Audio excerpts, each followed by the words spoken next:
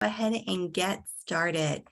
So Kirk is the founder of CelebrateCalm.com and the Celebrate Calm Parenting Podcast. He's the host, and it's had over 1 million parents. He's taught them how to stop yelling, defiance, and power struggles with the most strong-willed children.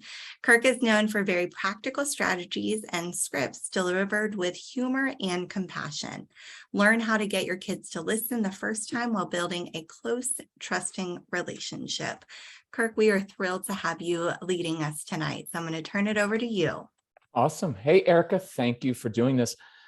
Look, thank you everybody for joining us. I talk very fast. I will try to get as much information as I can through stories, through principles, through examples. I know a lot of questions were submitted, and a little bit later, I'm going to try to rattle through like a lightning round and answer like 50 questions in 7 minutes. So we'll see how we do. But I want this to be very practical. You can write in the chat room. I will monitor that while I'm talking because I like to multitask. And like many of your kids, I claim I can do it, but they can't.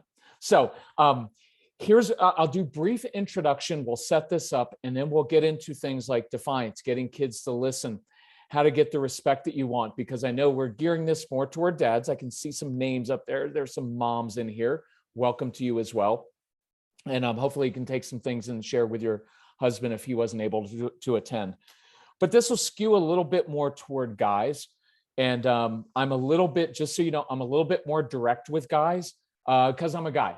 And so I like when people talk in a tough way and direct way to me. So that tends to be my style with guys a little bit, but I'll also be very nice to you. So set up. Here's who we're talking about. Strong-willed kids. These tend to be kids who are very, very bright. They're not always academically motivated, but they're bright. They just use their intelligence to argue with you. So they're like little cops, judges, and attorneys all wrapped into one. And no matter what, they will just argue over everything. And you will spend their childhood saying this: if you would just do what I asked you to do, you would be done in 7 minutes. But you'd rather argue with me for 7 hours or days or weeks or years and lose everything you own. And you'll find with these kids, they do create power struggles over everything. But here's a caveat. You can only have a power struggle if you participate in the power struggle, right? And part of the issue we'll get to later is we, as the moms and dads, tend to participate too much, right? We react to our kids all the time. And before long, you have a 7-year-old or a 17-year-old who's basically controlling your emotions because you bid on it. So I want to teach you how to not do that. But these are kids who are like little cops, judges, and attorneys. They like to argue. And here's what you'll find as well. Consequences tend not to work.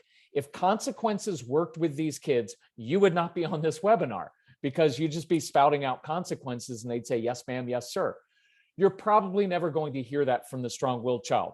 We will go through some tough consequences because consequences are important to set boundaries, but consequences do not change human behavior. And they're also limited with the strong-willed child because they simply don't care. You have kids who will calculate, well, what's the consequence? And you'll tell them, okay, I guess it's worth that.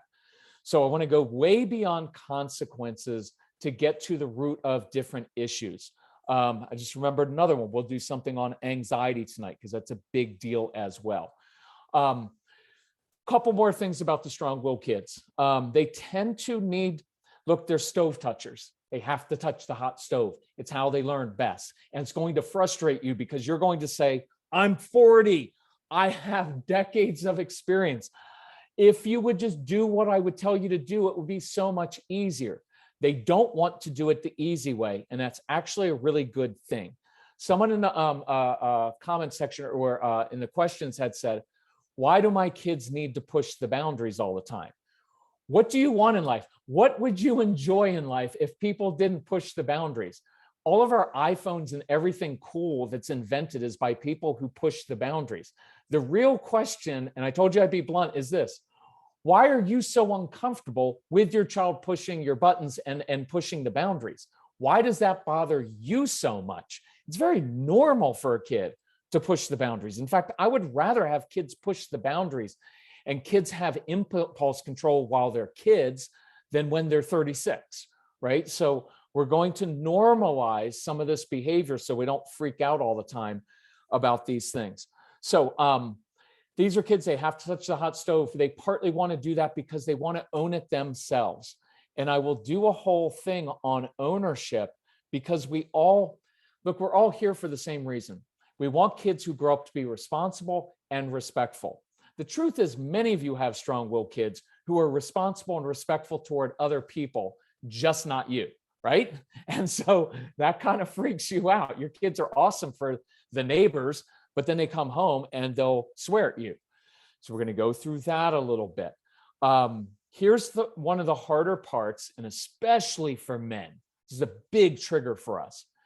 Strong-willed kids are not going to do things the way you want them done.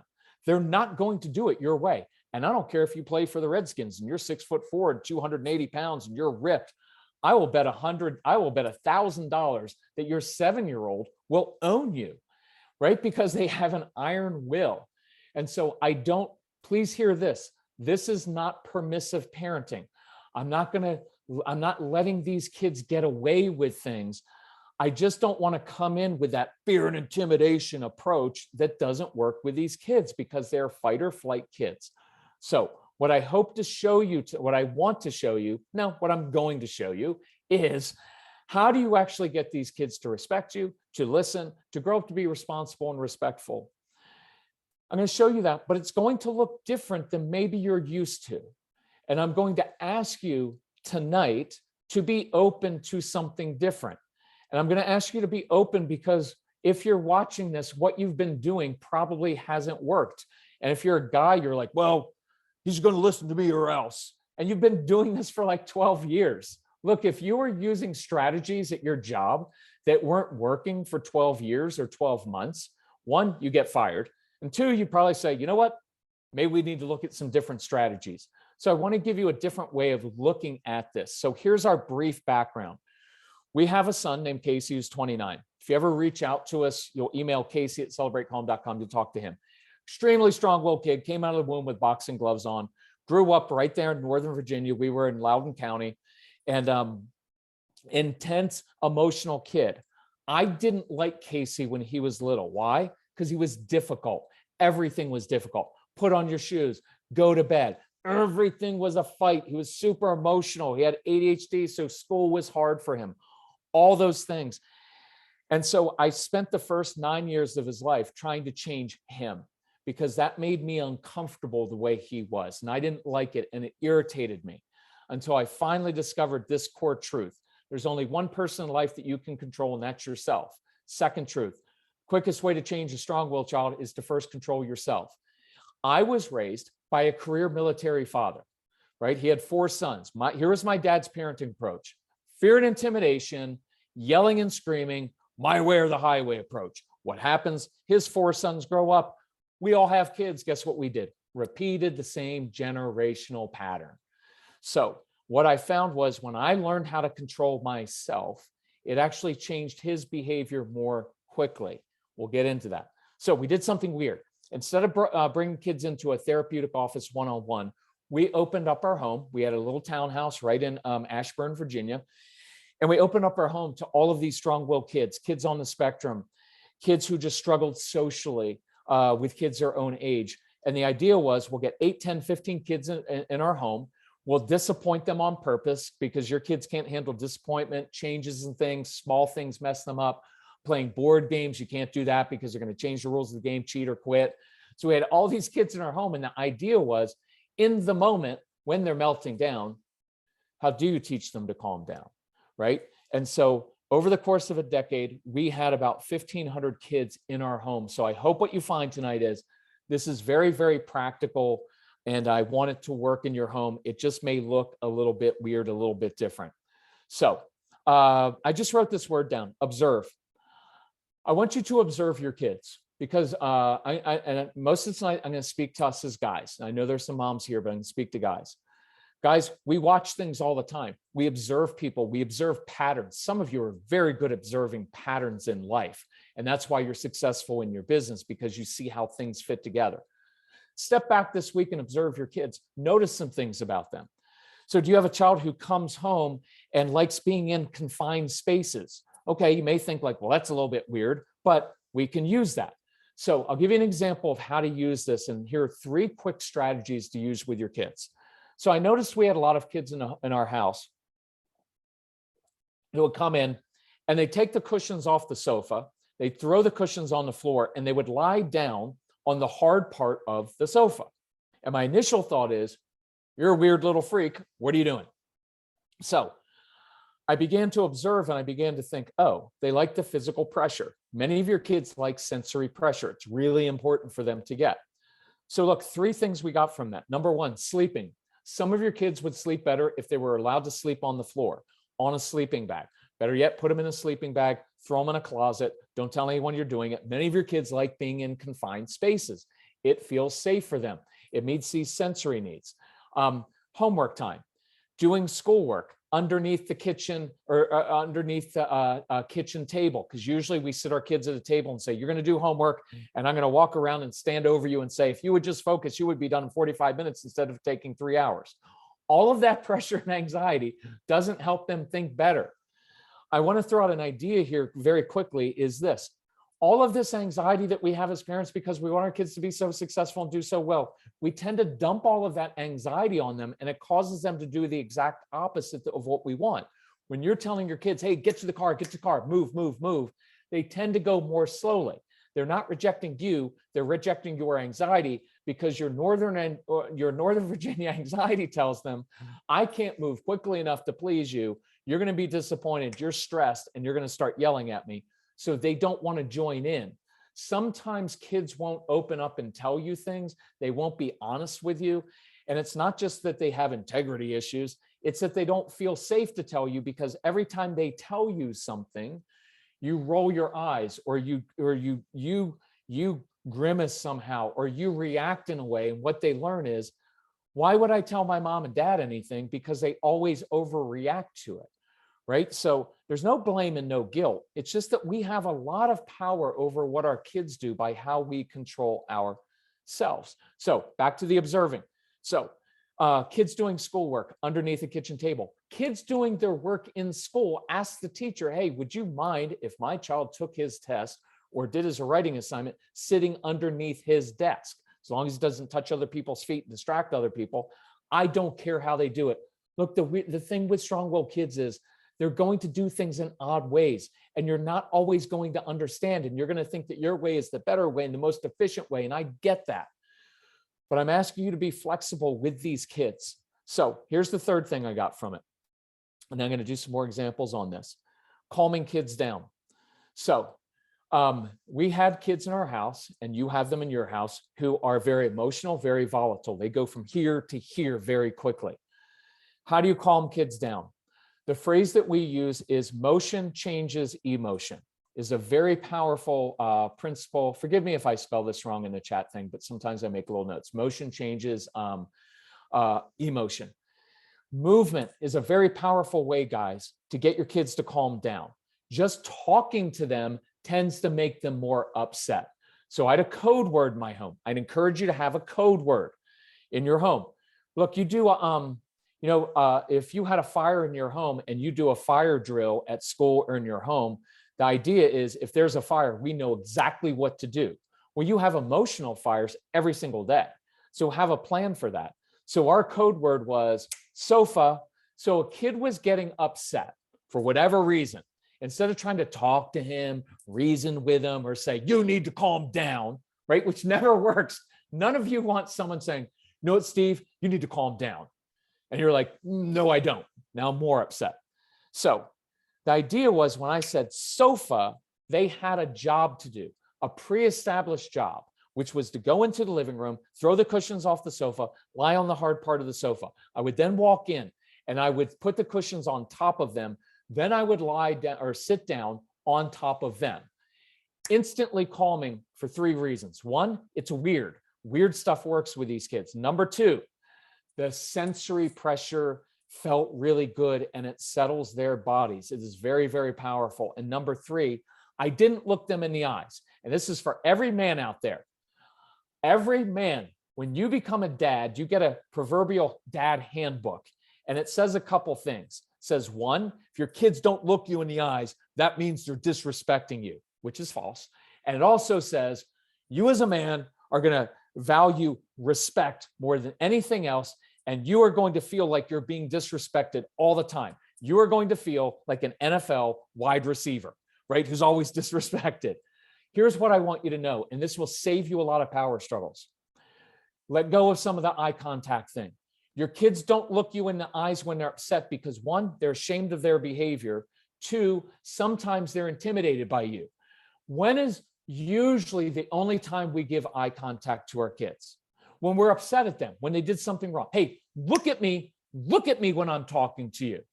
How many times do we come home from work and say, hey, look at me, you just made a good choice. I'm proud of you. We don't do that.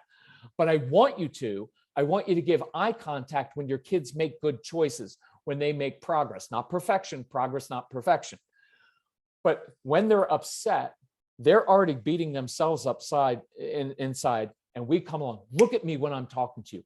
I don't use eye contact when kids are upset. It's why oftentimes you have better talks with people when you're walking beside them, right? When you are driving in the car with your own spouse. I think if you're a spouse and you're having a hard talk, go walk the dog together. That way you're not looking at each other and picking up on each other's body language and you rolling your eyes at each other because you've been married for a little while and it's not as fresh as it used to be. So let go of the eye contact, dads. Don't worry about that. When your kids do things well, then look them in the eyes and say, that was pretty awesome. Proud of you. Fist bump. By the way, praise for strong-willed kids, short and sweet, not long. Otherwise, they'll reject it. Short and sweet. Hey, saw how you handle that situation? Shows me you're growing up. Well done. Walk away. Don't wait for them to say, Dad, thanks so much for affirming me. Just sow a lot of good seeds like that.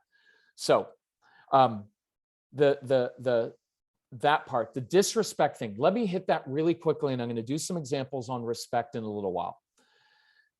I want to affirm you as dads, because the reason that respect is so important to you isn't because you're needy and you need to be respected. It's because you want to pass on your wisdom to your kids, because you and I have been through a lot of things in our lives. We've made a lot of stupid decisions. We've been through a lot of hard times, and we've learned from it. And we love our kids. And one of the ways we love our kids as dads usually is we want to pass along our wisdom so you don't make the same mistakes that I made, right? Whereas a lot of times, it's not being sexist, just tends to be true. A mom's highest goal is, well, I want to love my children. I want my children to be happy, right? As a dad, I didn't really care if my son was happy. You know what I mean? I wanted him to be happy, but it wasn't my highest goal. I wanted him to be successful in life. And I wanted to be successful. And one of the ways you get to be successful is by respecting other people and being responsible. So that's how I loved my son, by that. Whereas my wife's thing is like, well, I want him to be happy and I want him to feel heard and I want all these other things. And so your intentions are very good in this respect. But what happens to us as guys is we literally take everything as a sign of disrespect. And so my hard talk to you is you need to grow up and stop that. Stop taking everything personally. I know, but my 7-year-old or my 14-year-old's talking about, so what they're kids, it's what they do. Okay, you're a grown-up. You be the grown-up and model the behavior that you want them to emulate. And they will one day. So your motives are good. You just get tripped up because you get stuck on like, they disrespected me. And then you use that, some of you, as an excuse to check out, as an excuse to not like your child, as an excuse to not bond with them. So, sorry, make notes while I'm doing this. I want to give you some bonding tools. Hold on a second. It'll be good. I'll do that a little bit later. So let's do this example. De-escalating things in the home. So you have triggers. Here's a good one for you as guys, because a lot of you as guys are like this, like at work. Think about this. At work, you handle conflict and situations well. Something goes wrong. You've got a new competitor in your field. Something's happening. You're like, oh, I'm a fix-it guy. I'm going to problem solve. And you handle it well. You don't walk around Your office screaming at people all day. If you do, they're not going to last long and you're a jerk, right? And so you don't. At work, you handle things calmly and you assess the situation. And so I encourage you, if you want a little tip, it's do this. For the next week, when you walk into your home or come out of your home office, talk to your kids like they're your colleagues, like you work with them. Because at work, you're not snotty with people because you know that they don't respond well to it, right? So quick aside, I was talking to this dad, we were doing a phone consultation. I was like, the dad wasn't really getting this, right? He's kind of resisting. I was like, hey, I'm just curious, what do you do? What have your jobs been in life? And he goes, well, for a while I was an animal welfare guy. And I was like, so you caught like wild dogs in the neighborhood? He goes, yeah. And I said, well, I imagine that they're probably scared and they would snap at you. And so how did you do that? And he was like, well, the first thing you have to do is calm them down. And he said, you never approach standing up. I always got down. And I was like, what do you think would happen if with your own child, you took that same approach and instead of, right? Because you're marching into a room and your child's biting you in a proverbial sense. What if you calmed him down first, right? And his other job was a fireman. And I was like, look, when you get the call, you're at the fire station, you get a call that there's a fire. You don't just like run out and run right into a building. You assess things first. What kind of fire is this? Where did it start? How's it spreading? What's the wind like? What kind of manpower do we have here? How are we going to attack this? You don't run right in immediately because that would throw fuel on the fire. And so it's like, yeah, we always had a plan for how to put out the fire. And I was like, well, let's do that with your child at home. Let's have a plan. Let's learn to put out the emotional fires rather than just escalating things all the time. So I'll give you an idea as a guy and as a mom is understand your triggers. So here's a really cool tool. Just start to think, what are your triggers? What sets you off? And then diagram it a little bit. So my dad was career military, which means if you weren't 5 minutes early, you were 10 minutes late. And to this day, I like to be early, even though for our hosts, I wasn't as early as they probably wanted, just because I like to freak them out and see if they can stay calm. And they did. So my son was a dawdler. So watch what happens. I wake him up. Case, come on, got to get up, school, let's move. He would resist. Then what would happen? The more he resisted, the more, Case, if you don't get up out of bed, I'm going to end up taking away everything. And then it would escalate and it would go more slowly. So I started to diagram. When my son dawdles, it tends to provoke my anxiety because I like to be on time. I don't want to be late. I don't want to disappoint other people. So when I feel anxious, I get short, clipped with my talk. I tend to demand a little bit more. When I demand and talk like that, my son shuts down even more and goes even more slowly. So here's what I see from this little diagram. What I'm doing, not working. So here's a really cool tip. For the next week, do the opposite of what you normally do. If what you're doing isn't working, just try the opposite. This will sound weird, but sometimes slow things down a little bit. So instead of marching into the room, standing over and barking things, I walk into a room and I sit down. Literally just sit down. If you can sit down and cross your legs, you will change the intensity in the room. You will de-escalate things. It changes things. It changes your tone of voice. You talk in a different way when you're sitting with your legs crossed than you do when you march in a room, because when I march into a room like this, I want to yell at somebody. And then as soon as I start getting on people, guys, watch this. I want you to observe this. This happens in a lot of your homes and there's no blame or guilt, but I want you to change it. Otherwise, it will literally ruin your life. And I do mean that, because if you don't change some of these things, some of you, if you don't change these things, you will be estranged from your child and your wife will leave you. And that's just true. It will happen because here's what happened in our home. I walk into a room, I come home from work, Legos on the floor. I don't like disorder. And I start barking stuff.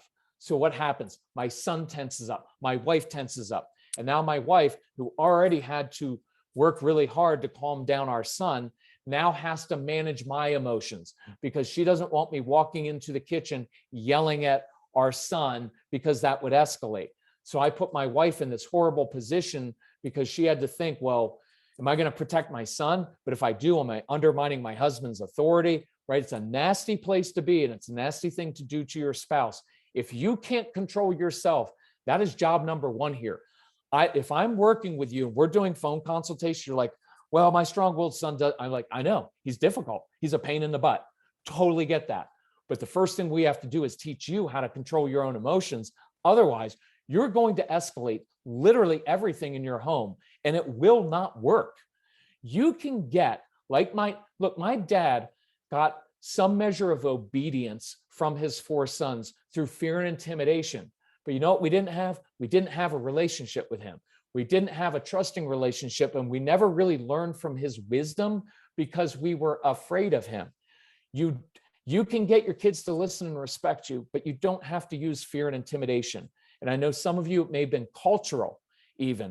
It was just the culture you came from was very much about that very old school thing. I like a little old school, and I'll do some examples on that, but fear and intimidation, not a great thing for relationships.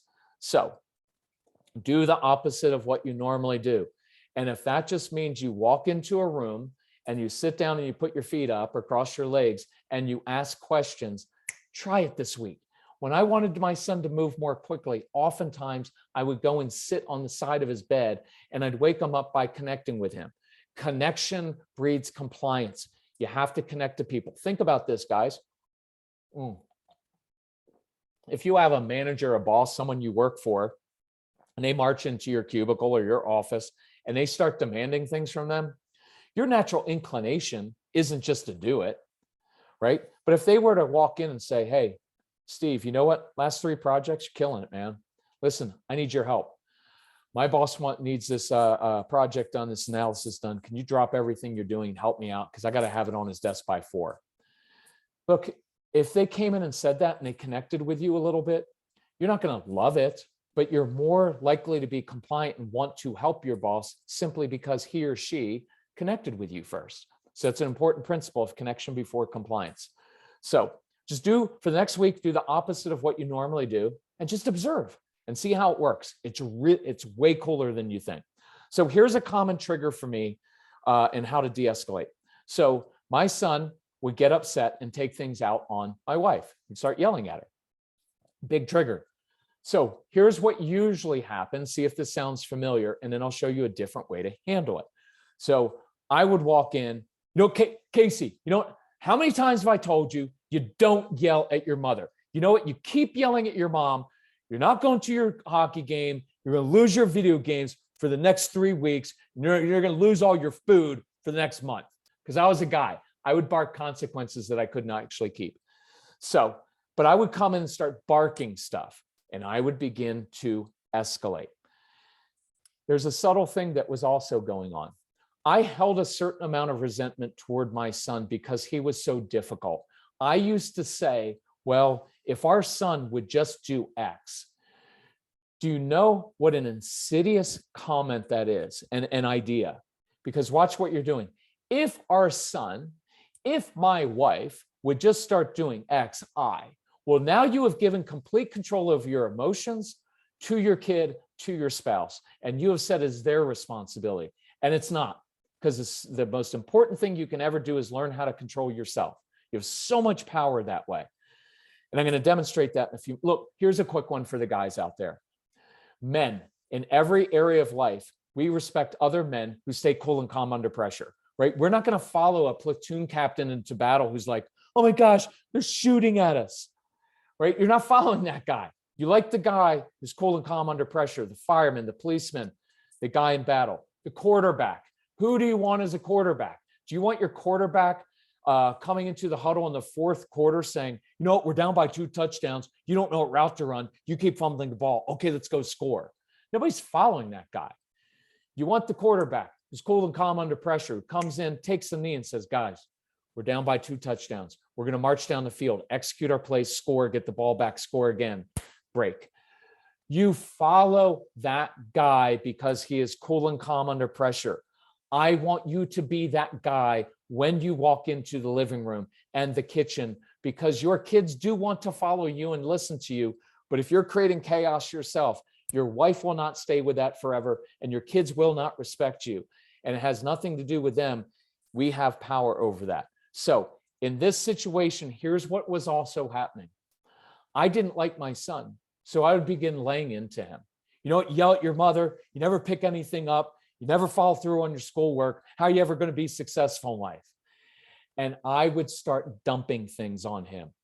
I'm going to ask you, be careful with your words. The words of a mom are very powerful. The words of a dad are very powerful, and in some ways, even more powerful. I am 56. I never really got the approval of my dad. Some of you have spent your whole life trying to prove that you were smart because you never got that from your dad, and you have worked too much because you've got to prove that. The words, your words, dads, are extremely powerful, and I want you to use them wisely, because you can create with those words and you can destroy with those words. And I don't want you to destroy with those words, because it can take a lifetime to recover from that.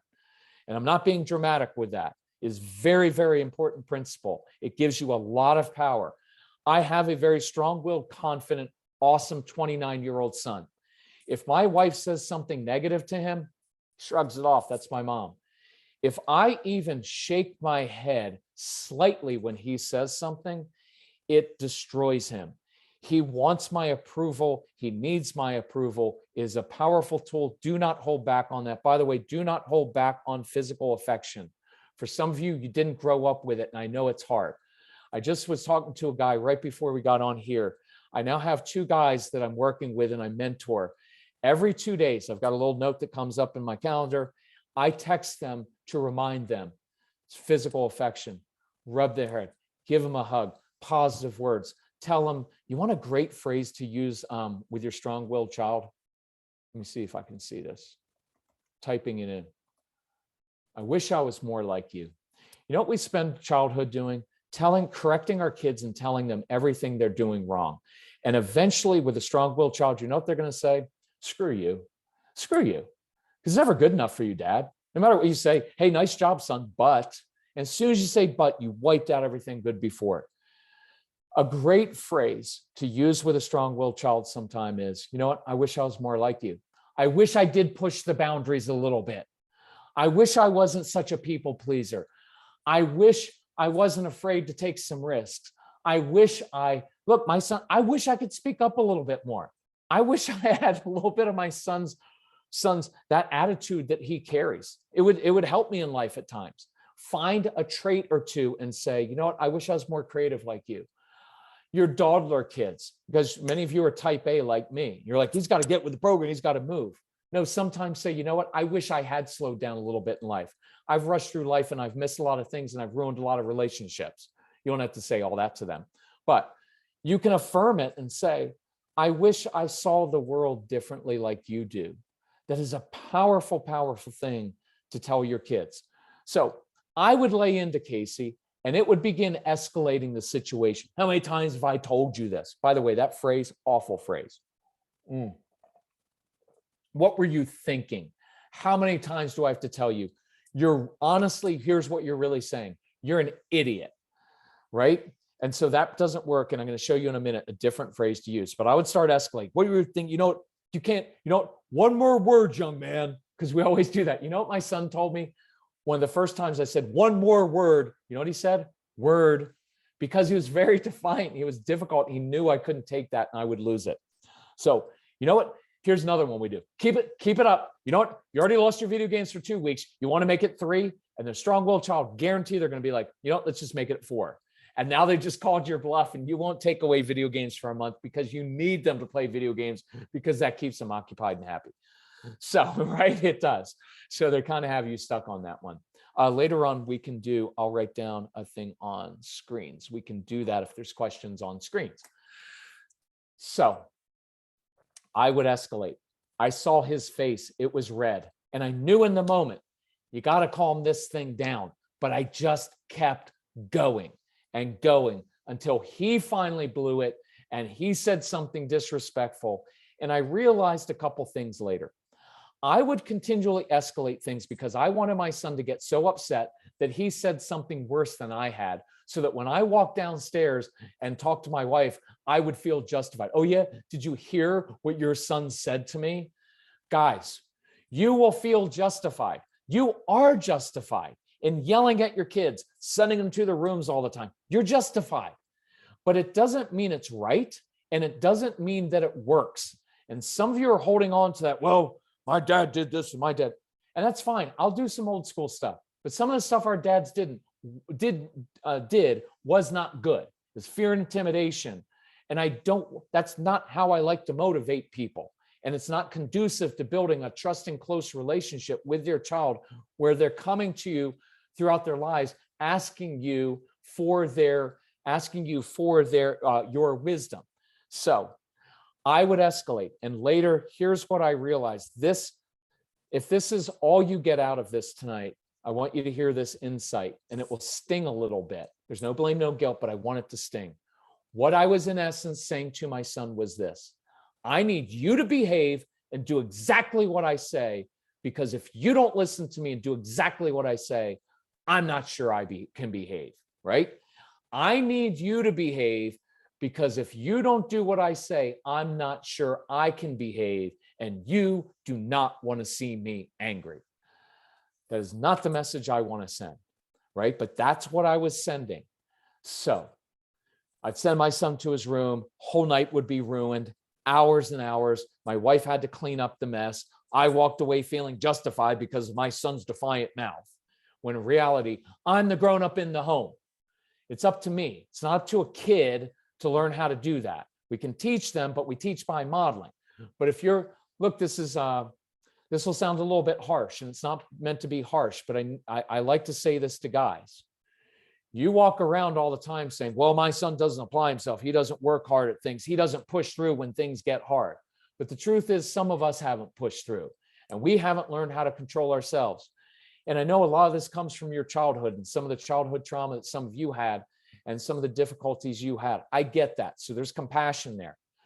But what I can't let you get away with and let me get away with is trying to ask something of a 9-year-old that you're not willing to do yourself. Well, my son just needs to learn how to control his emotions. Well, the 39-year-old needs to figure that out first, right? And there's no blame or guilt in that. It's just the truth. We have to own that. And if you ever want to do that, email us, reach out to us. If I get a guy who says, I have a pattern of exploding, of overreacting, can you help me break that pattern? I will work till the day I die to help you, because that will change your home quicker than anything else. And it will literally change your life. It will change your commute. It will change your Northern Virginia commute for sure, because then you won't be angry every day. And then you won't listen to talk radio on the way home and have an hour and a half commute and then be all riled up about politics and walk in home all angry. It just isn't a good life. Okay. That's not, anyway. So here's a different way to handle that situation. So, principle: before we discipline, you have to de-escalate. Nothing good happens when everybody's all tense and everybody's all upset. Nobody's thinking clearly.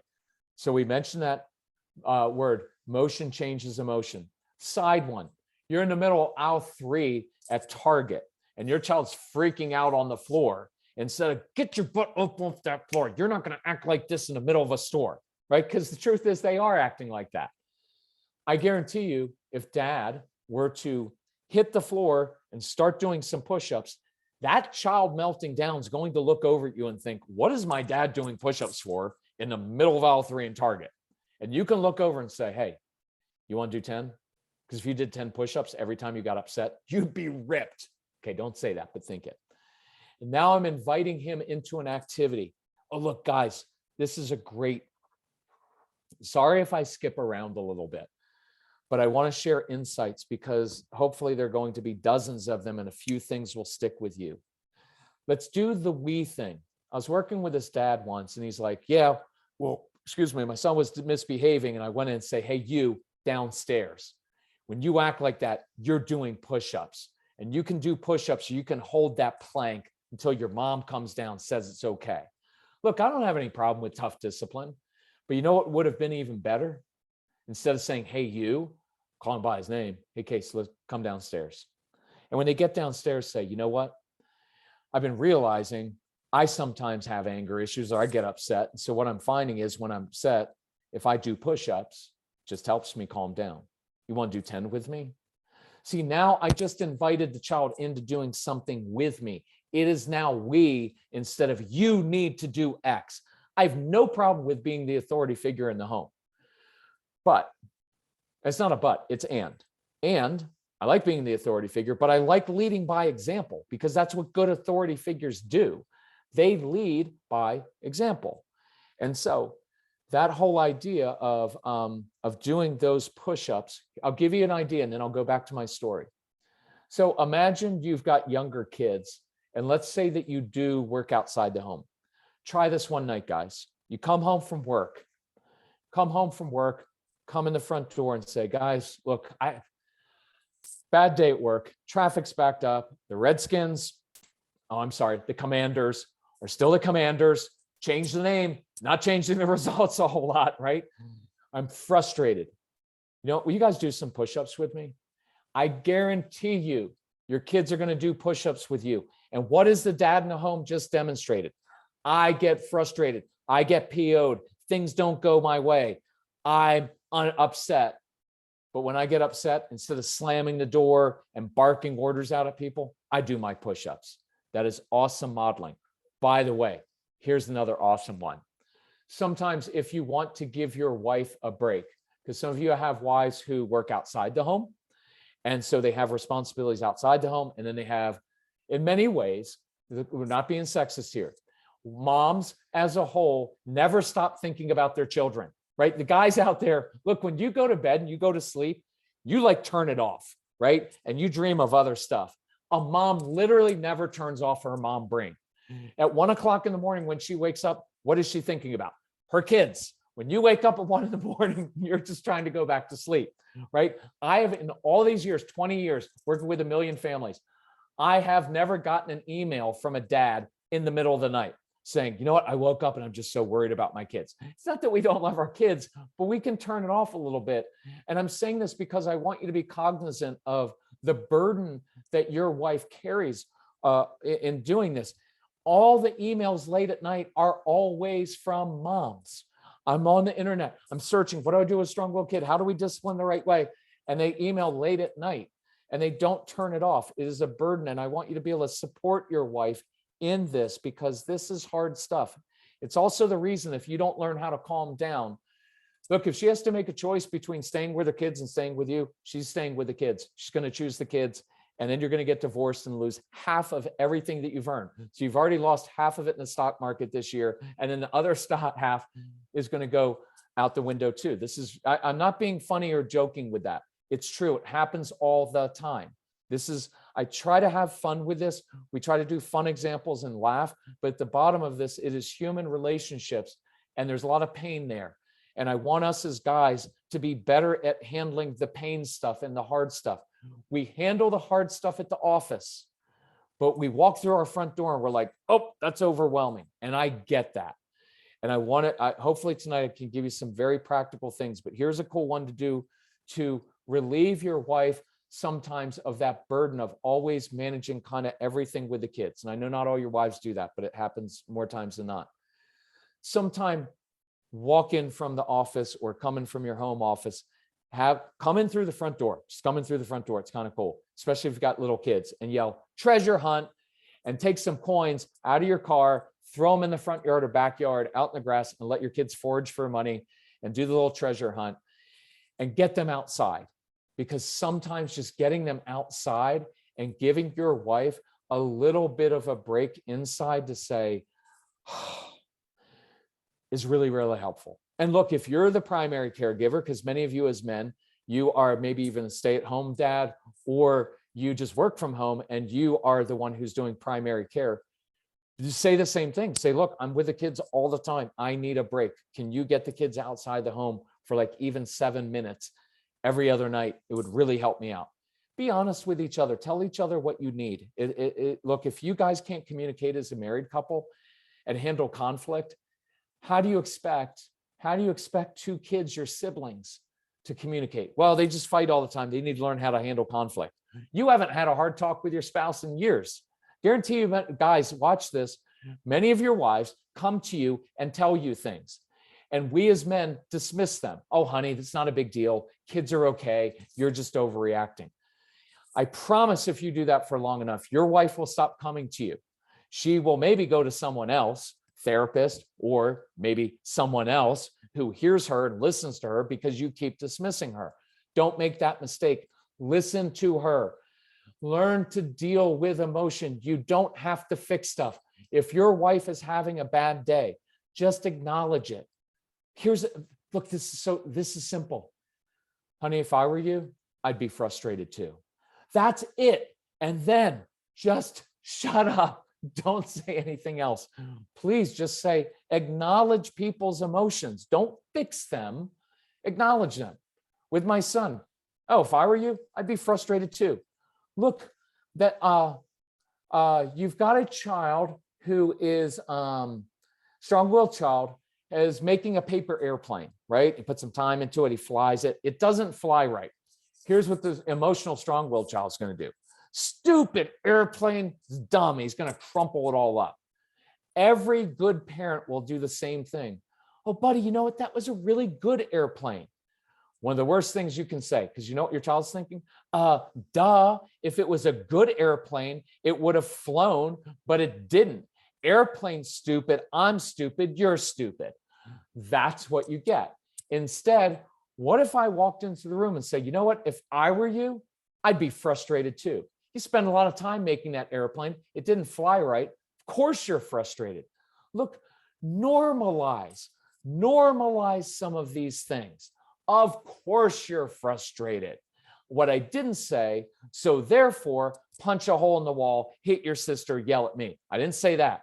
I just acknowledged, honey, we have 3 kids. Of course you're frustrated and overwhelmed. Why wouldn't you be? That's normal. Of course there's stuff all over the house. We have 3 children under the age of 6. If you do, your home should look like a mess.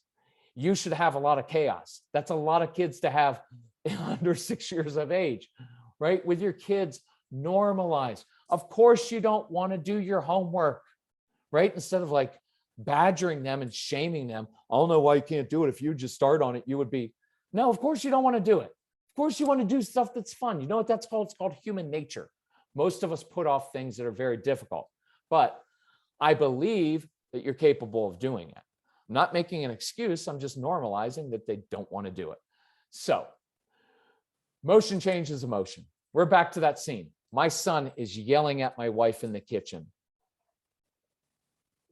I'm frustrated. I'm angry. I'm projecting into the future thinking, what kind of kid yells at his mother and then grows up to have a job?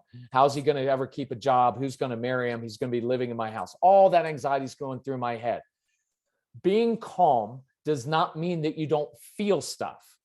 I'm frustrated. I'm angry. I'm anxious. I don't know what to do. All those feelings, normal. Being calm doesn't mean you're some Zen master, okay? You're going to feel that. It just means I don't react or act out on those emotions because it almost never works well that way. So I hear this in the kitchen. It triggers me. My normal trigger, cut it out. What were you thinking? Escalate, night ruined, wife not happy. Instead, I take 13 seconds. All right, I'm going to do the opposite. Motion changes emotion. I'm going to try to de-escalate. Instead of discipline first, guys, we have this thing in our head like, my job is to discipline my kids. Well, the word discipline literally means to teach. Yelling, punishing, sending to the room, not necessarily teaching. So I walk into the room and here are a couple different ways to acknowledge it. I acknowledge with intensity. Hey, Case, hey, son, I can tell you're frustrated. Listen, I've got a football. I hold up a football. When you're ready, if you want to come outside, love to play catch. I'll help you figure out what's going on. I'll help you with whatever you're frustrated with. So I've acknowledged it's clear you're frustrated. I'm now giving an option. I'm inviting in. Hey, I've got this football. When you're ready, if you want to come out and play catch, I'll help you with whatever you're struggling with. Another option, I walk in the room. Hey, I can tell you're frustrated. Listen, I'm going to go in the living room, dump the Legos out. When you're ready, if you want to come build a spaceship with me, it'd be really cool. Invitation to doing that. Here's why I like it. In the moment when your child is upset, he or she is out of control. And we immediately say, you need to calm down right now. And here's what they're thinking. I don't know how to calm down, because apparently you haven't mastered that skill either, and you're 40. When I give that child Legos to build with, that's something that's within his control. When a child is out of control emotionally, I want to give them something they're in control of. So playing catch with a football, doing that. It could be, let's say you're cooking dinner and you've got 4 kids. At any one time, if you've got 4 kids, one of them's going to be melting down or whining. 2 of them are going to be squabbling with each other. And then the other one is the smart one who's getting away with something else while all the chaos is going on. So in that moment, you can't just go outside and play catch or do push-ups. But if I have a child who's upset, I could say, hey, Jake, listen, Jacob, could you help me out? Could you go in the pantry, get the spaghetti sauce? Could you get that top off for me? I just gave him something he's in control of, a specific job to do. So there's a phrase in there that I want you to be aware of. Hey, when you're ready. Because watch how this usually works. With a strong-willed child, if you walk into a room and say, young man, you're going to take care of this right now, or we're going to talk about this right now, I will bet you $5,000 that most of the time, if anybody wants to take me up on some of these bets, I will take your money gladly. So I'm kidding, but well, I'm not kidding, because I would take it gladly. I guarantee you that most of the time when you say, we need to do this right now, it triggers a defensive response. They will resist and go even more slowly, or they will just dig in and say no, because they don't. In that, if you want to write down a word, I'll write it down in all caps, space. You've got to give these kids some space. If you walk into a room and stand over them, expecting them to respond well, it's not happening, guys. It's not happening. And you don't like when your boss comes in and stands over you in your cubicle. You want some space to process, to think about it, to make a choice. So when I said, hey, when you're ready, if you want to come build with Legos, if you want to come color, if you want to go downstairs and play with music, if you want to go out in the garden and dig in some dirt, whatever you want to do, if you want to play catch, when you're ready, here's what it does. When I say when you're ready, it's like it releases them to do what's right, but they're making the choice instead of, we need that. How many times does this work? We need to have a talk about your attitude right now, young lady. When does that ever work? It doesn't. If I were to say, hey, I can tell something's going on. Listen, I got to ride up to the store and grab a couple things I forgot. If you want to come ride along with me, love to have you help me out. There's an invitation. Notice the voice, firm, even, in control. I'm not freaking out, even and in control. So in this situation, watch what happens. Usually what we do is we say, you know what? Go to your room right now until you can learn to be respectful. There's nothing wrong with sending a child to his room. But you know what I want even more than that? I want to invite him to be with me. Why? Because I have wisdom and tools. I have wisdom to help you. Something's going on. You're yelling at your mother. You're doing things that are causing you to lose your stuff. Something's going on. I want to give you wisdom. When I send you to my room, I'm sending you away from me. The other insidious thing about sending a child to his room all the time is this. Your kids, strong-willed kids, already feel like it's the world against them. Feels like my 2 parents against me. You'll hear them say, I'm dumb, I'm stupid. Everybody's always picking on me. I'm the only one who gets in trouble. And look, I know your response is, well, if you wouldn't do such stupid stuff all the time, you just listen to me, you wouldn't be in trouble. I get that. But here's how they feel. It's everybody against me. Nobody likes me at school. I don't have a lot of friends at school. I struggle with academics. I struggle because my behavior is not always the best. I don't always fit in. And I'm the one in trouble. And now, guess what? I'm the one who got sent to my room. And now I can hear you and I can hear my sister downstairs, and you like her better because she's the golden child. Do you know how much anger will eventually build up into you until those kids finally say, screw you. I don't even care anymore. Screw you. What are you going to do? Take away my stuff? You already took away my stuff. If you have that in your home, that's why it's happened. It's there, and you've got a defensive child, and that will not work. So the reason I want them building with Legos and playing catch with me is I am with them now, and I have a chance to teach them. Because now when I'm playing catch with my son or building with Legos or coloring or whatever we're doing, we're calming down. and I'm not freaked out anymore, and they're not freaked out, and they can listen, and we've calmed down, like, hey, good catch, hey, good job. Now, once we're calmed down, watch the message that I just sent. Remember that little thing that stings, which was, I need you to behave, because if you don't behave, I can't. You know what I just taught my child now? When your world is out of control, mine's not. I can handle you. I can handle you at your worst. Someone I saw you put in the comment section, time in instead of time out. Very good. It's kind of the same principle, right? Of instead of separating you, you go and figure things out yourself. The idea is, no, you're struggling with something, and my job as the adult is to give you wisdom and tools so you don't keep doing that. So we're now calm. Now I can discipline. Instead of, what were you thinking? How many times do I have to tell you? Here's a phrase that I like this language. So, Case, look, that thing back in the kitchen with your mom. Here's the thing. I know that, you know, yelling at your mom, she's going to cause you to lose all your stuff. And so I know, for those who had just asked, sorry, I get distracted. One will receive a link to your, yeah, they'll send a link out afterwards to it. So, and they'll probably send it, I'm assuming you're going to send it to everybody who signed up for this. You'll probably get a follow-up email, and it will have a link so that you can watch this later. So thank you for that. And thank you for actually wanting to watch the link. And thank you for saying it's amazing. Made me feel good about myself. Go tell your child that they're amazing about something. I don't need your praise. They do. So, so watch this whole idea of, like, when your world is out of control, mine's not, is, so when they're teenagers and their world is out of control because on social media, or they're having a problem with their boyfriend or girlfriend or whatever it is, I want them to come to you. So they feel safe to tell you things. Sometimes we say, oh, my kids lie. They don't tell the truth. It's true. Sometimes they don't, but sometimes they don't tell the truth because we don't react well to it. And what they learn is, it's way too unpleasant to tell you, so I'd rather just make up stuff or not tell you at all. So again, there's no blame or guilt. It's not like it's the parent's fault. It's just that I have to look inward and say, in what ways am I not making my child feel comfortable to come talk to me? Why won't my wife come tell me these things? Why is she hiding things? Well, it's because every time she does tell me, I roll my eyes, or I try to argue her out of it, and I have to prove my point. It's a big struggle of mine. If you're always having to prove your point, you know what your wife learns? It's not worth telling you anything. It'd just be better. I'll just put my head down. I'll manage the kids. I'll try to keep everything calm.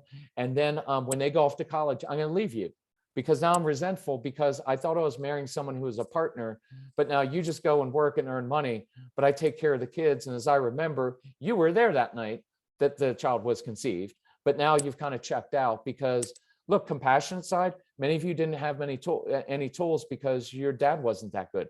My dad was not a great dad. He didn't have many tools because his dad didn't have any tools. But I can't use that. I can use that as a way to understand why I struggle, but I don't want to use it as an excuse to continue generations of abandonment by dads, because my dad was in many ways that fear and intimidation. In some ways, he kind of abandoned us and ended up leaving us. And this is a hard thing. Look, for the guys out there, relationships are the hardest thing you're going to do in life, especially those of you who are engineers, right? It's hard. The ones and the zeros and the code and working at work all day long. Bring work. I love work. I can work 24 hours a day. I will outwork anybody here. Having a difficult conversation with my wife, oh, draining, hard. Nobody taught me that. How to handle conflict in the home. How to be patient with a strong-willed child or a child who doesn't listen the first time. Way harder than any project you've got at work, right? It is. So I want you to dig into that. And I want you at times to put in as much or more effort into your parenting and into relationships that you have into building your career. Because I can tell you, as an older guy, look, I worked in the corporate world for 20 years. I worked right there in Northern Virginia for America Online, AOL. It was a great company. They're a horrible company to work for. That's why I own my own company. So I worked in the corporate world. Nothing in that was as hard. Look, that's why I liked going to work. Putting little kids to bed at night, That's brutally difficult.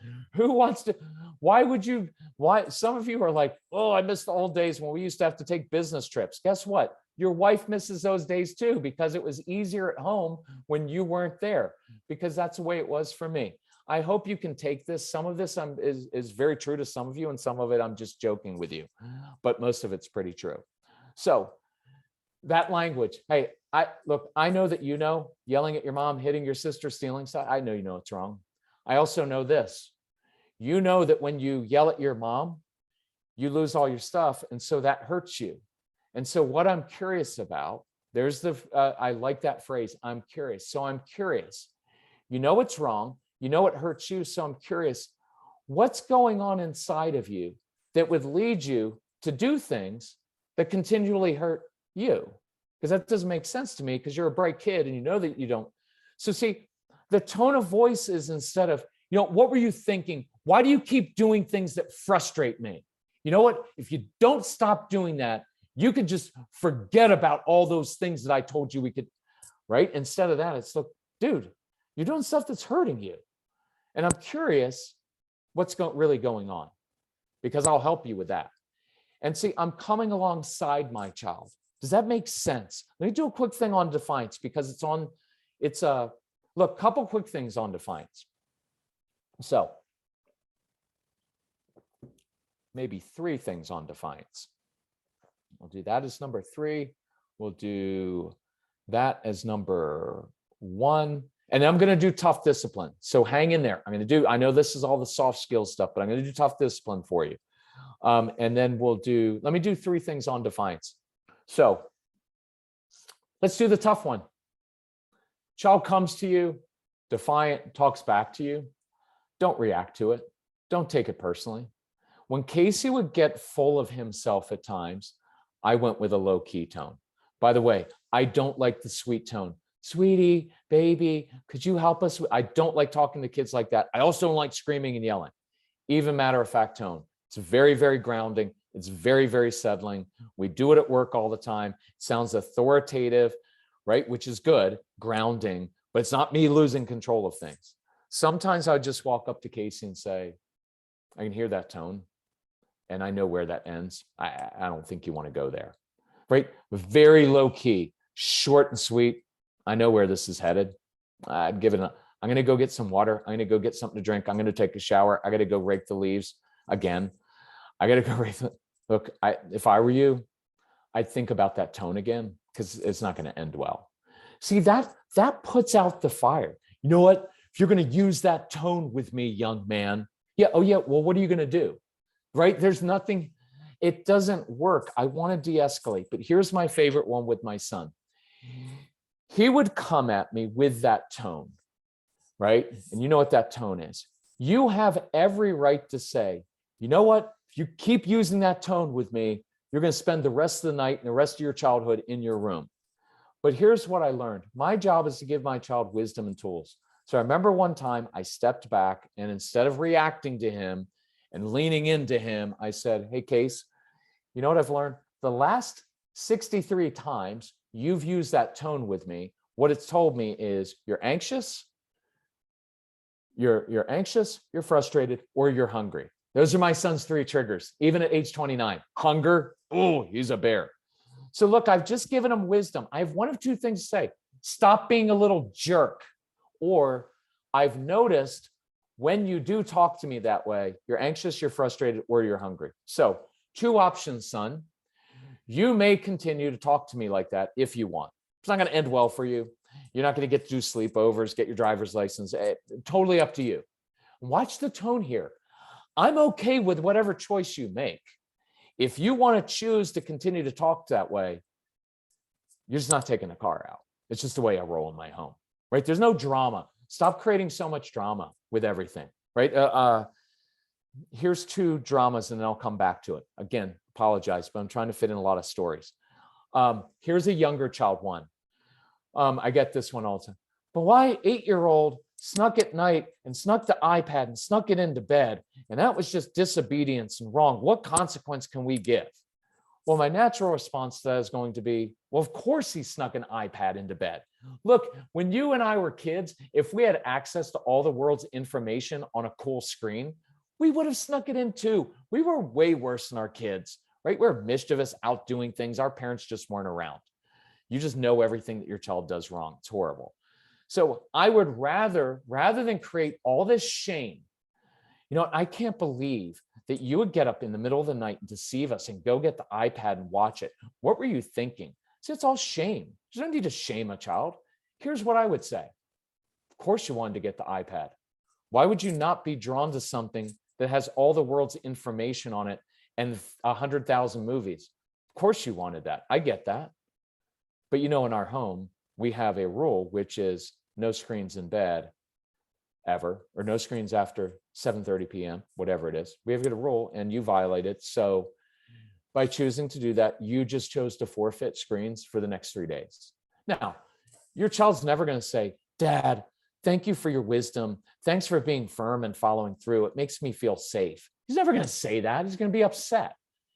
And I expect him to be upset because he made a bad choice. And if he's like, well, that's a dumb rule, stop taking it so personally.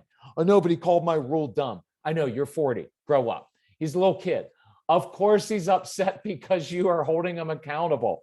Nobody likes to be held accountable, right? You live in Washington, D.C., you know that. So that's one of where I did that with no drama, right? Teenage daughter changes all the passwords on her phone, her computer, so you can't see where she's been on the internet. Well, that's a breach of our contract. I can't believe that she would do that. Why can't you believe that? What teenager wants to be held accountable? So instead of all this drama, I walk in and say, hey, honey, by 6 o'clock tonight, I expect all the passwords to be restored, or I'm going to call Verizon. I'll let them know we don't need that extra line, and I'll cut off the router to the home. Just let me know when it's done. And then I walk away. I partially walk away, and this will irritate you, but I walk away because I know what her response is. Oh, you guys are so lame. My friends' parents don't make them put passwords. Just don't react to that. It's normal. I just let you know, I called your bluff. 6 o'clock, passwords changed, or no phone. There's no drama. Honey, if I can't learn to trust you and where you've been, how am I ever going to be blah, blah, blah, blah, blah. They already know that. They know that. It's an age-old dance. Teenager trying to get away with things, parent calling the bluff. I just don't do a lot of drama. I just let them know. And I don't react to the fact that I'll give you a fun thing to do if you want. And I give you permission to do that. If when you ask your kids to do their chores or something else, you're like, oh, okay.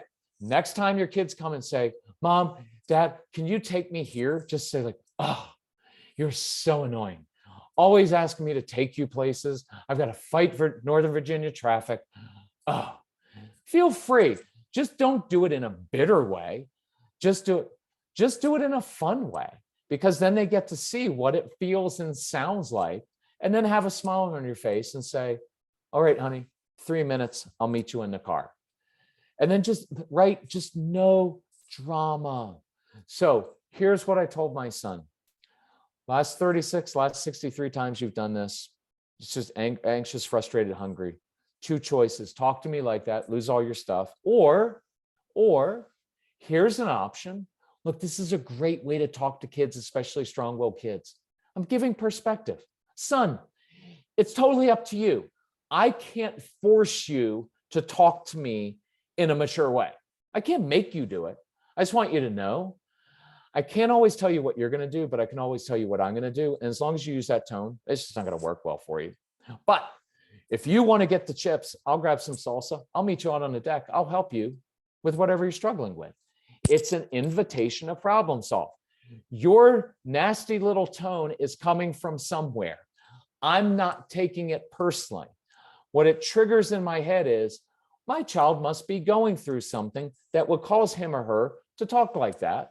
And so therefore, I'm going to try to get to the root of it so you don't keep doing it. Because look, you using tone with me, it's not going to ruin my night. My mood is not determined by your mood. Now, I know many of yours is, and that's yours to work on. Stop being so dependent on your kids. Well, when they just get in a bad mood, of course, it's irritating. I don't like people in bad moods. I'm a happy, sunny, shiny person.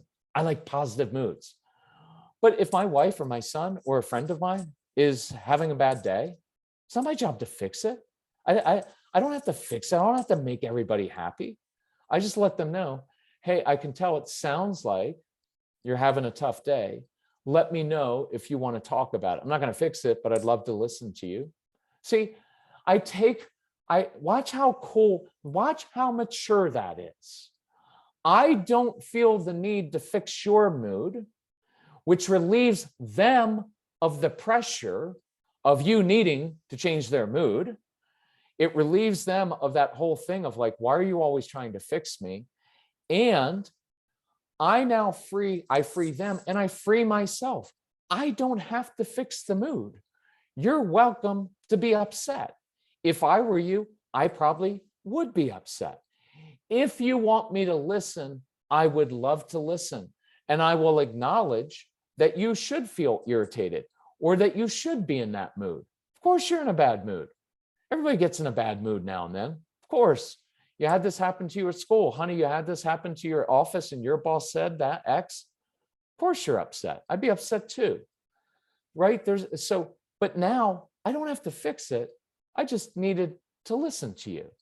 Now, if you want some ideas on a different way to handle it, I'm a man, I'll give you all the ideas I want. I'll tell you exactly how to do it.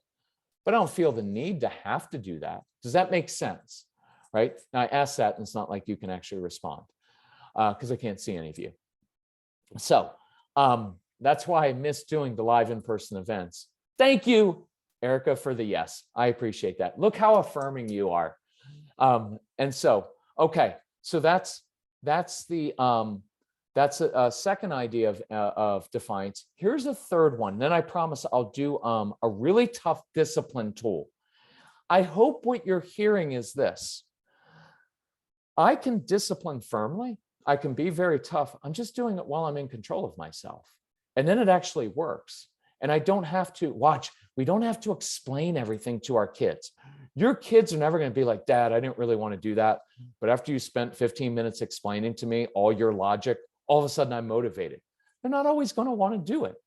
And so this is a really important one for, I'm making a couple notes so I don't forget. I'm going to do internal motivation.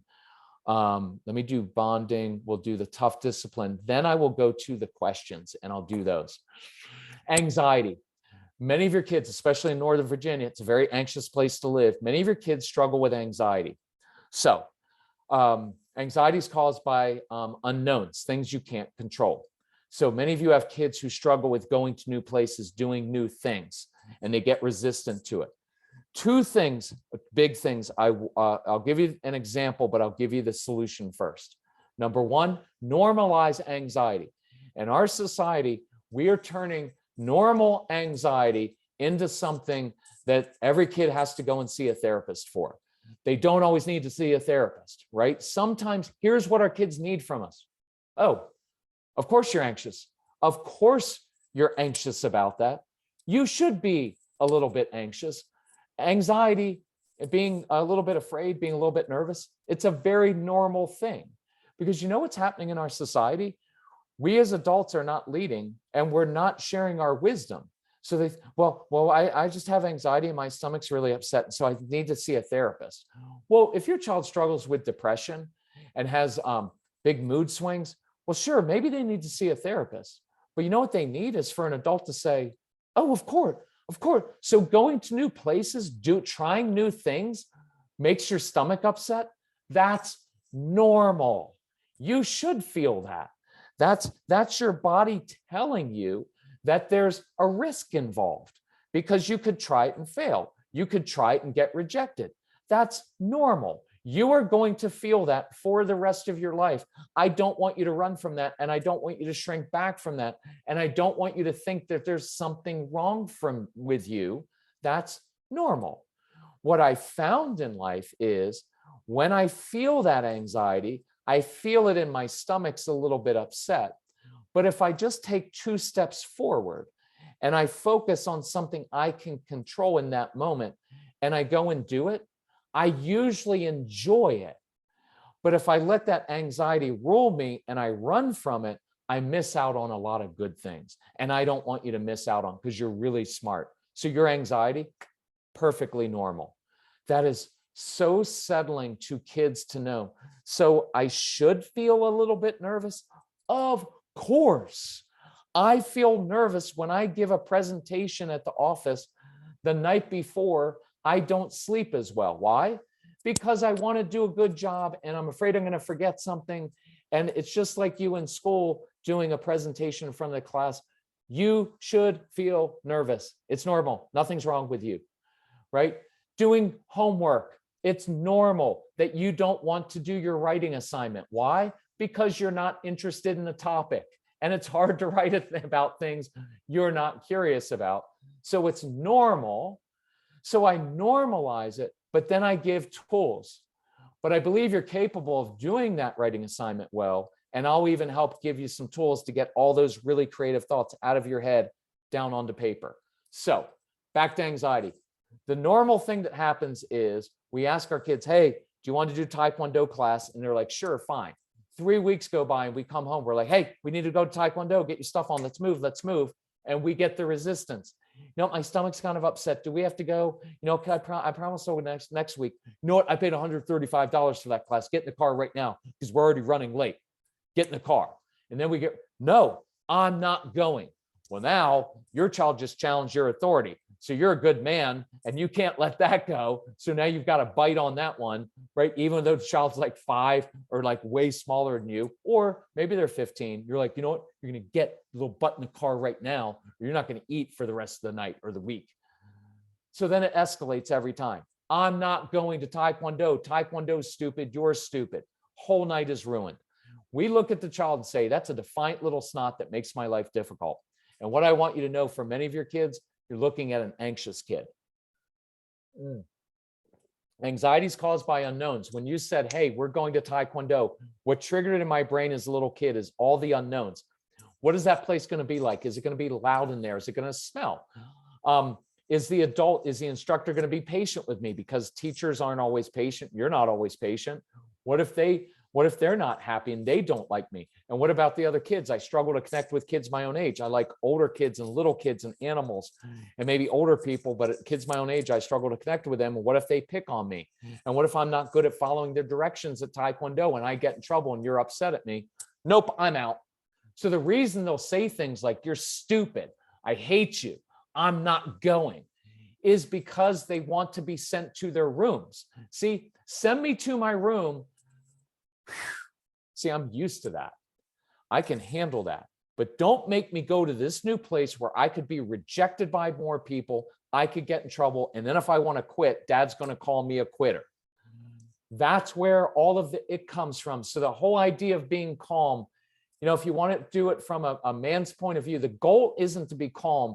Being calm is a means to being the problem solver, to fixing things in the home. Look, you fix things at the office all the time. But many of you at home, like me, you make things worse at home because you react and you fly off the cuff. He's not going to talk to me like that. And your wife's like, I thought I married a man. Apparently, I married a little boy because now our 7-year-old can't control himself. And now I've got to calm down the 37-year-old man. I hope you don't take that as condescending. I hope you take that as being honest and be honest with yourself and say, yes, I can handle anything at work and I can do that, but I can't handle this at home and I need some help with that. I want you to change, not out of guilt and blame, but because you're a good man and you want your kids to respect you, and they will only respect you if you can first demonstrate some self-respect by staying calm under pressure. So, question for you, Erica, really quickly. How long do we have? Do we have 9 minutes or 39 minutes? We have 9 minutes left, but you have addressed a lot of the questions that were asked in registration. So go ahead and continue. Unless we get new questions, you can go ahead and keep going. Okay. And then I'm also going to look at some of the questions and we'll roll through. Okay. I'm just going to, we'll end with that part of there. Tough discipline. Okay. With the, when I said to Casey, two options, do that, chips and salsa, we're problem solving, good. Tough discipline, I'll leave it at this one since we're getting low on time, is this. I just want you to do what you said you were going to do. Just do what you said you were going to do. Try it this week, a very low-key, firm discipline. You have a choice. Here are the consequences. No drama in that. And just see how your kids respond to that. With the anxiety example that I was just doing, child's freaking out. In that moment, if I say, oh, if I were you, I'd be anxious too. That is very calming. Here's the tool for overcoming anxiety. Wherever your kids go, ask another adult to give them a specific job to do. At school, at the Taekwondo place, hey, my son loves helping other people. When he's in your class, could you give him a job to do? Because if that Taekwondo guy says, hey, Jacob, psych, you're in my class, listen, I need your help. Every week when you get here, I want you 5 minutes early. You're going to come in and help me rearrange the mats and set up the cones. You up for that? Most of your kids like helping other people. That is a tool that we use to calm the anxiety. One of the, I promise I do a quick bonding thing. Men, bond with your kids, form that connection. It is connection that breeds compliance. It is relationships that change behavior, not consequences. Bond over music, even if you hate their music. And here's a really cool one, two other ones. Find what your child is interested in and take an interest in that. Even if it's awful video games, walk in that room. The dad I was doing a phone consult with today is a carpenter. He works with his hands. And I said, here's a way to bond. Walk in when he's playing video games, say, you know what, that's really interesting. Those guys create, that video game is like real life. Like they did it in 3 dimensions. I'm wondering actually, if I could learn something by the way that they create that video game that I could actually use in my thing, or walk in and say, why do you like this game so much? You know what, I guess you're good at it because you're really strategic, because you're really good at seeing patterns. Take an interest in that. Here's another cool bonding thing. Ask your kids to teach you, ask them to teach you something, because we're always in the mode of teaching and correcting them. How do we actually teach them? Or what can we, sorry, I messed that up. Ask them to teach you something. It's a really cool bonding thing. So a couple things before I go through these questions and we run out of time. If you need anything, you can visit us. I put my email in the box there, Kirk at, I will stay till midnight as well, because it's only 10 o'clock my time. Thank you, Sarah. It is Kirk at celebratecalm.com if you have questions. Listen to the Calm Parenting podcast. You can find that. We have all of these materials. We have a special, oops, I just messed up. We have a special sale if you ever are interested in that. Fairfax County Public Schools, FCPS. Casey created a special link that we're doing a discounted rate for people in Fairfax County. We have something called, oh, there it is, the Calm Parenting Package. It's right there. Thank you. If you are ever interested in that, email us, use that special code. We have all these tools to help you with that. A couple other things. I'm just seeing if there is blah, blah, blah, blah, blah, blah. Okay. Questions. Motivating kids. I have to do these things. I have 5 minutes. Here's my quick thing for motivating kids. Discover what your child cares about. Forgive your, we call it mission and mentor. You have to internally motivate these kids. Give your kids opportunities to use their natural gifts, talents, and passions outside the home, doing stuff they're good at, accountable to another adult. It is the quickest way to motivate a child is to find what they're actually good at and give them opportunities to do that.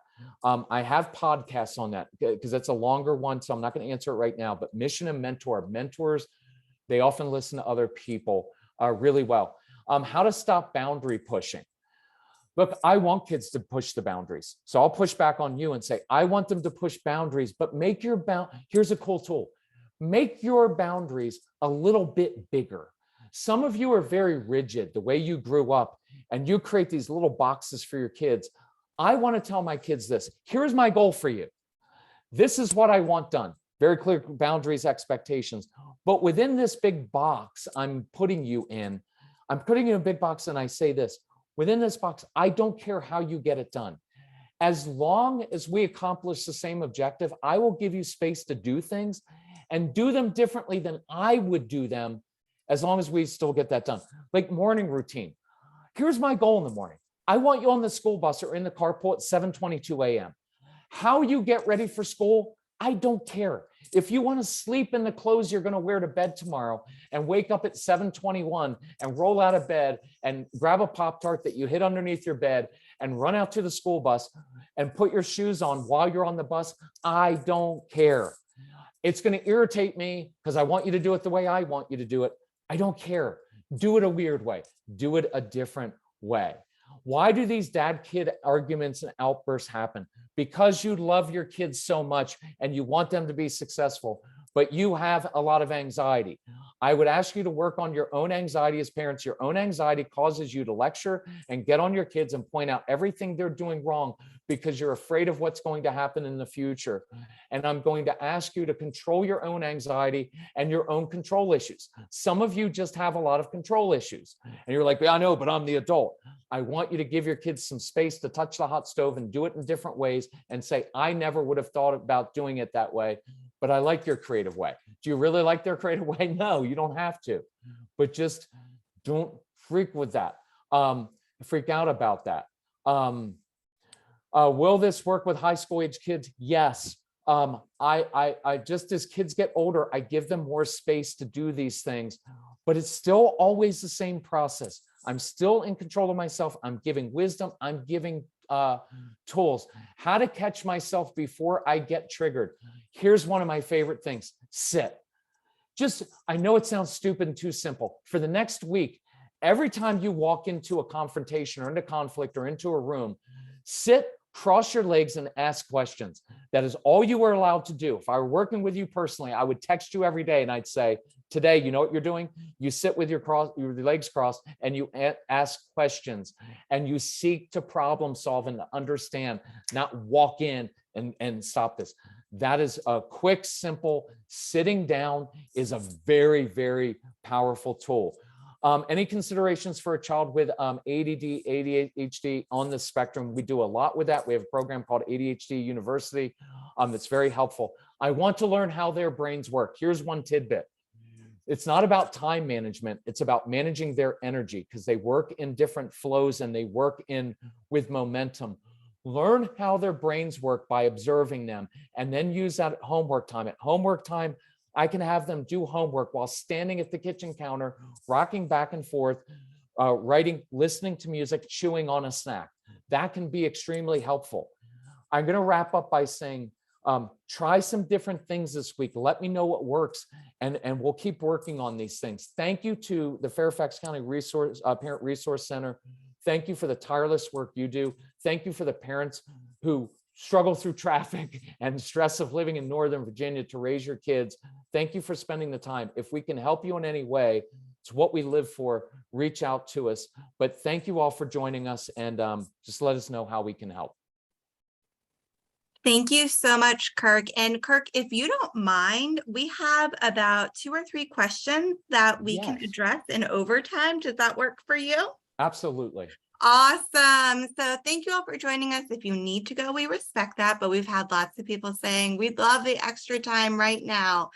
So we have a couple of people who sent questions about sibling fights. So whether it's teenagers, younger kids, maybe one sibling has special needs. We know there's all sorts of different dynamics behind sibling difficulties, and that you have a CD on sibling fighting. But what tips might you offer for those dealing with that tonight? Okay, very quickly. Sibling fights tend to come from one of 2 places. You usually have a strong-willed child, and then maybe the child who's the more compliant child. One of the things that happens is boredom. If I'm bored and I'm that strong-willed child, my brain needs to be stimulated. I'm bored. I'm going to pick on that sibling. Why? Because I get an instant reaction. And then mom gets upset and says, stop picking on your sibling. And then dad gets upset and everybody gets upset. That is not a sibling issue. That's a brain stimulation issue. And that's where that mission and mentor, getting your kids, giving them challenges, using their gifts, start a little side business in the neighborhood, walking dogs in the neighborhood, volunteering at an animal shelter, doing something larger, accountable to another adult, is really helpful because now I'm stimulating the brain. The second place sibling issues come from is jealousy or resentment. I'm the one who's always in trouble. Everybody's always against me, but I have this perfect brother or sister. Well, what's going to happen? It's very natural. I'm going to pick on that other sibling. So there again, that's not a sibling issue. That is a confidence issue. I don't feel good about myself, and therefore I'm going to hurt other people. Hurt people, hurt other people, right? You've heard that phrase. That is about creating successes. We didn't get to that, but I want to create a lot of successes for these kids. I want to build their confidence. That mission and mentor thing is really effective because I may not be good at school. My behavior's not always good, but I'm really good at working with animals. I'm really good with older people. I'm good at this and I can build my own business. Now I build my confidence. I have space in my own place. Now I don't feel the need to pick on my sibling because my brain's too busy focused on the things that I'm good at and I'm getting rewarded for that. That's kind of the short answer to that. What were the other, I see that one. What other ones am I missing here? So then the other one is, how do you motivate older kids to start looking at college? What's next to instill motivation for them? We had several questions in our registrants for that as well. Okay. The motivating thing is going to have to come from within. I'm going to throw out a little different twist on this, and it's this. Northern Virginia parents as a whole, you are very educated parents. Many of you, both parents work, or you are, you are very successful in your careers, you have PhDs, or you're highly educated. If you have a strong-willed child who's very bright, but didn't always do well in school, sometimes they'll check out of that system because they know I can't compare to my brother, or I can't compare to my parents because they have a PhD or they have master's degree from school, and they feel like they can't measure up. I just be aware of that, because if I think that I can't live up to those standards, why would I even try? Happens a lot. When we lived in Northern Virginia, it was very, very, very common. I think I'll just give you my a few ideas. I have a lot of high school kids who will actually sabotage themselves because they're not ready even socially to go off to college. It's too big for them. So they'll say, oh yeah, I'll do my ACTs, I'll take care of it. But then they don't sign up. They don't do their application and for college. And I think what they're trying to tell you is, I'm not ready, but they don't know that it's safe to say that. And so I would, as long as it's okay with you, just say, hey, look, you don't have to go to college right away next year. You could do community college. I would thank you for that because it's going to save me 50 grand a year. You do community college for a year and work a job. You could just take a gap year. You're not laying around playing video games. You're going to work at least 2 jobs because you're going to be working 40, 50 hours a week. You're not laying around. But if you want to take that time until you can kind of figure out what you want to do with college, smart choice. Better than going away to college first year, being overwhelmed, and then having to redo that year or change your major 18 times. Have an adult conversation and say, if you're not ready, it's okay. There are a lot of successful and really smart people who took off a year or two and then did it. I think that mission and mentor thing is another adult who sees something good in them. Our kids as a whole, they just don't listen to us as parents. And all they hear is pressure, lecture, pressure, lecture. If there's a guidance counselor, if there's a grandparent, if there's someone in the neighborhood that they go and do things with, and that person says, hey, what are you thinking about for college? They're probably more apt to listen to that person. And you may actually find a mentor or coach who helps them manage that process. I wish I could do more on that, but some of that is relieving. Here's a weird thought on it. Relieve the pressure. Sometimes when there's, think about this. If you have a strong-willed child, they like to figure some things out by themselves, but they don't want you watching all the time. Why? Because if someone's watching them, here's what ends up happening. Oh, honey, let me show you how to do that. Here's the best way to do it. And they're like, I'm out. And if you give them some space to own it, then they can own it in their own way. Some of your kids just aren't going to be ready. They're late bloomers. Let them know That's okay. Every kid's different. And so relieve some of the pressure and then let them ease into it perhaps. But anyway, I hope that helps a little bit. And you can email, we can go through other things, but yeah. Let's have this be the last question, and then any other last thought you have to wrap us up. How can we encourage teenage boys to be more social outside the home? We do hear questions like that for other age groups as well. So what suggestions might you have? A couple ideas. Again, it's around their gifts and talents. Let's say there's a project you can work on, something bigger, something hey, you know what, you're really awesome at doing X. We're going to help these kids with cancer or the homeless people or these animals. Get them involved in a project. It's hard to say, hey, why don't you go make friends and hang out? Well, that's awkward. But if two boys or two 50-year-old men, works for us as men, are working on a common project that some common interest that we have in common, that's helpful. If mom or dad, like let's say it's two teenage boy, I used to do this with Casey. I would actually say, hey, I think I want to do this weekend. Why don't you invite one of your friends along? They can help us. And then after that, we will go play laser tag. I would do things to kind of foster that togetherness, because some of your kids, especially on the spectrum, they don't have the natural social skills, and there's a lot of anxiety around that. But if I'm creating, it's like the example of if you invited me over to your house for a dinner party, I would only go because my wife's going to make me go. But when I go there, the first thing I'm doing is I'm going outside and I'm going to find your husband or whoever's on the grill and say, hey, you need some help running the grill? And I want a job to do, because if there's a project I'm working on, it's much easier to connect with people that way. Don't badger them, reduce the friction and make it easier for them to come in contact. Look, here's another one. And I know this isn't ideal, but I'd like to do stuff that works. For a while, we were doing Friday night video game night at our house. Why? One, I wanted people at our house because I didn't trust other parents and my kid there. And so what would happen is kids would come to our house and I'd order a pizza. We'd order pizza and the kids would play video games for a little while. And then, well, one, it was a way to get kids together. And then I'd say, guys, I've got airsoft guns. If you guys wear your goggles, we can go out and play war games in the backyard. Some of you want like war games, and that's fine. Here's the other thing we did. We had an ice rink. Ashburn Ice Rink was close by. I was like, guys, they're girls. It's Friday night. The girls over at the ice rink. You guys don't have a shot. If you will go to open and slowly start to doing other activities besides video games where they could connect with each other. And then the next week, you know what we started on?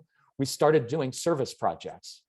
And some of the kids would drop out, like, this is lame, this is dumb. But there are other kids who really wanted to work on the service project or would help me actually make things in the garage. Projects usually help a little bit better. So, okay, that's it. That's all I got right now. And now my voice is tired.